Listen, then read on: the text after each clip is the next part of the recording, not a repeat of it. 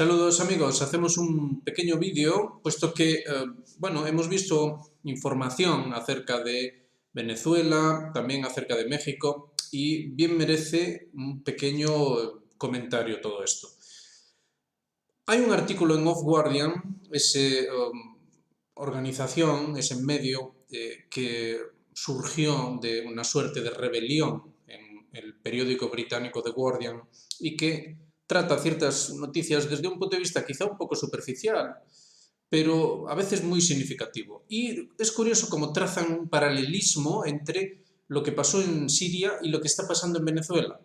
Es decir, en Siria se habla de los antecedentes de lo que fue el colapso, de cómo Estados Unidos fue progresivamente, desde al menos el año 2001, preparando lo que después habría de acontecer, y cómo tendríamos, pues eso, una serie de paralelismos preocupantes con respecto a Venezuela, el caso venezolano en concreto. Fíjense cómo, digamos que no es solo una suerte de revolución de color sin más. Digamos que, y esto lo decía el propio Thierry Mesin en una entrevista que le hacían en RT, en la cual él de hecho ve que en Venezuela se está llevando a cabo lo que básicamente sería un caso análogo al de Siria. Es decir, no se busca tanto una revolución de color cuanto la destrucción del Estado venezolano. Hay varias cosas para tener en consideración. Aquí no vamos a entrar en cuestiones de si pro-Maduro, anti-Maduro o cosas así por el estilo. No nos interesa nada de esto. Nos preocupa Venezuela, nos preocupa el mundo hispanohablante o como sea que se le quiera llamar, y por eso hacemos esta aproximación. Recordarán que aquí hicimos una entrevista con Ramsés que nos explicaba cosas muy, muy interesantes acerca del organigrama profundo de, digamos, especialmente lo que son los asuntos vinculados a la financiación del Estado venezolano. Financiación del Estado venezolano, financiación de las élites venezolanas y las interrelaciones con Estados Unidos. Y aquí cuidado porque sí que es verdad que hay un paralelismo. Si algo caracterizó el asombroso y sorpresivo colapso sirio fue precisamente, antes que nada, la colaboración de las élites y particularmente las financieras. Recuerden aquello de los bancos, es decir, Siria colapsaba hoy y mañana mismo ya abrían los bancos en una situación de tremenda inestabilidad que la verdad fue sorpresivo y significativo. Entonces, tenemos varios paralelismos que realmente están ahí. Tendríamos una élite venezolana de la que, por cierto, no se habla nada, una élite financiera venezolana que estaría estrechamente vinculada al poder imperial, al poder estadounidense. Obviamente, en las finanzas mundiales siempre hay tal vinculación, pero la gran pregunta es ¿hasta qué punto esto podría formar parte de una compleja operación que convertiría, en el caso concreto de Venezuela, habría que ver cuántos más países iberoamericanos entrarían también dentro de ese mismo cliché, digamos, deseable para el imperio estadounidense, de destrucción del Estado. Recuerden que cuando se dieron a conocer los mapas para el Gran Medio Oriente, los mapas de la doctrina Rumsfeld-Zebrowski, había mapas ampliados que mostraban, bueno, una buena parte del mundo, digamos que había todo como una mancha, y todos los países que entraban dentro de eso, dentro de ese área, todos ellos debían tener estados fallidos. Estado fallido. Esto es un término que hemos podido ver en los vídeos anteriores que hemos hecho en el canal cuando analizábamos un artículo de Foreign Affairs. Cómo se referían específicamente a Venezuela como un estado fallido. Y además, iban más allá que simplemente el gobierno de Maduro en concreto, sino que englobaban el chavismo en ello. Entonces consideraban que la deriva ideológica del chavismo implicaba un Estado fallido.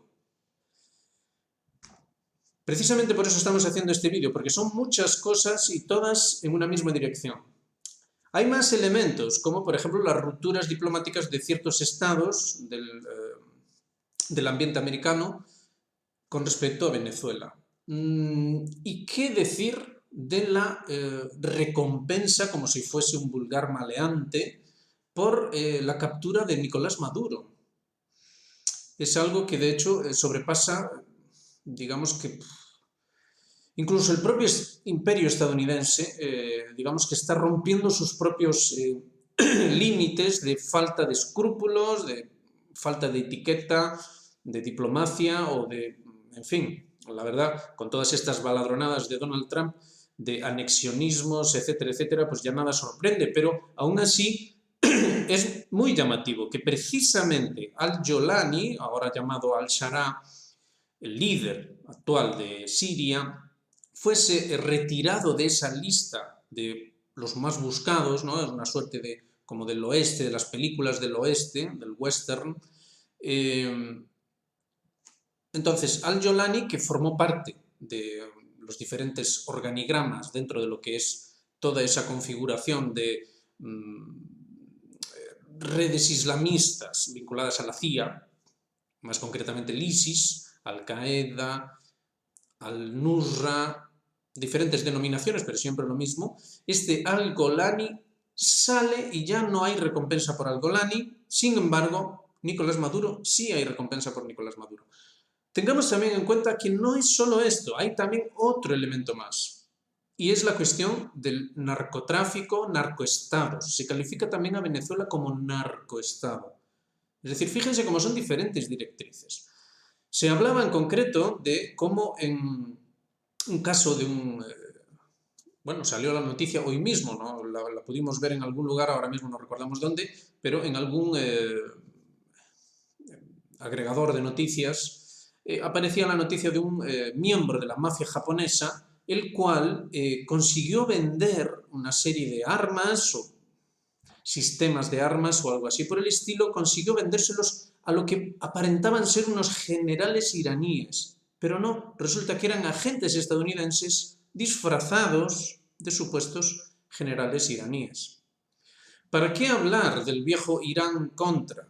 Es decir, cómo se vinculaba Irán, todo este tipo de juegos, y la Contra nicaragüense, detrás de la cual estaba Estados Unidos, faltaría más. Entonces se dan cuenta de que hay una preocupante cantidad de elementos, uno detrás de otro, que apuntan a Venezuela, no solo a Venezuela, pero concretamente a Venezuela, también a México, pero quizá más a Venezuela.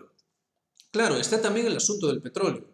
Está también esa pregunta que se hacía cuando hicimos aquella entrevista, búsquenla, cuando hacíamos aquella entrevista hablando de Venezuela a Ramsés, y nos comentaba también de por qué razón, hablábamos de por qué razón, digamos que los recursos petrolíferos de Venezuela no estaban, digamos, fuera de las manos imperiales, fuera de las manos del ámbito anglosajón. Esto nos llevaría de vuelta a esas misteriosas élites venezolanas. Entonces, claro, parece imposible desde cierto punto de vista que el Estado venezolano peligre o cosas así, pero también lo parecía en Siria, ¿verdad? Siria había conseguido sobreponerse a una tremenda agresión de una coalición internacional impresionante. Sus condiciones, de hecho, eran lamentables, pero aún así consiguieron sacudirse, digamos, ese yugo de aquel terrible ISIS y consiguieron sobrevivir. Y aún así, el Estado sirio colapsó por completo. Insistimos, hay más elementos, por ejemplo, que digamos que estarían también esos elementos que hemos estado viendo estos días de infiltrados, misteriosos infiltrados, algunos curiosamente ucranianos, que entrarían dentro de Venezuela para llevar a cabo ciertas actividades de sabotaje, subversión de algún tipo, en fin.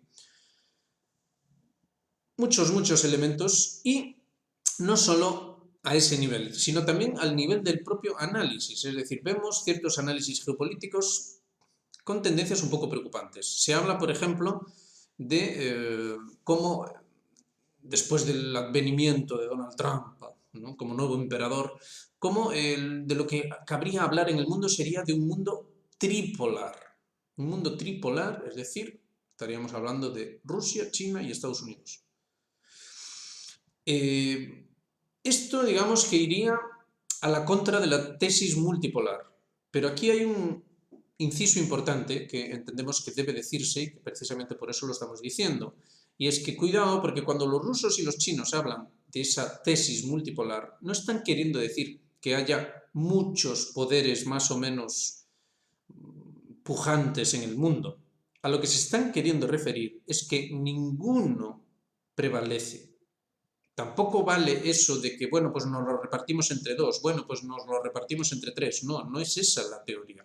La teoría que promulgan rusos y chinos, los diplomáticos rusos y chinos, es la de que el mundo no debe tener poderes que se repartan la influencia, sino que debe ocurrir una suerte de equilibrio armónico, como dicen ellos, como dicen concretamente los chinos, una suerte de equilibrio armónico según el cual, digamos, que cada país tenga la influencia que de hecho tenga. Es decir, fíjense, porque aquí ya entramos en doctrinas estratégicas más complejas. Es decir, según la tesis tanto rusa como china, es indeseable el proceder de Estados Unidos. El proceder que llevó al colapso de Siria, el proceder que lleva a esa búsqueda de estados fallidos y el proceder que están, de hecho, llevando a cabo en Venezuela. Cuidado con estas cosas, porque si nos ponemos a suponer, y ojalá que no ocurra, por supuesto, pero si nos ponemos a suponer que finalmente acaba ocurriendo alguna suerte de colapso en un país como Venezuela, cuidado porque veríamos algo análogo a lo de Siria, y es que se le echaría la culpa pues bien a rusos o bien a chinos o cosas así por el estilo. Porque esto es lo asombroso de lo que ha pasado en Siria. Es curioso como los más beneficiados son Israel y Estados Unidos y sin embargo, digamos que a nivel de opinión dentro del mundillo de la geopolítica, digamos que el gran culpable parece ser Rusia. Es algo sorprendente. Hay, insistimos, ciertas tendencias análogas a eso. Por ejemplo, es bastante sorprendente la posición en concreto del analista Jalife con respecto a la posición que ha tenido también Sheinbaum con todo esto de Trump, el Golfo de México y todas estas cuestiones. Es algo bastante sorprendente, la verdad. Nos preguntamos hasta qué punto todo esto no forme parte de una mentalidad que pueda llevar a un proceso del estilo del que se produjo en Siria. Es decir, un dejarse querer por la mentalidad occidental, por los métodos, por las soluciones y marco conceptual occidental y que eso no acabe llevando a un peligro sobre un área americana que, ahí está la posición de Trump, es decir, es inequívoca, digamos que entraría dentro de ese imperio estadounidense.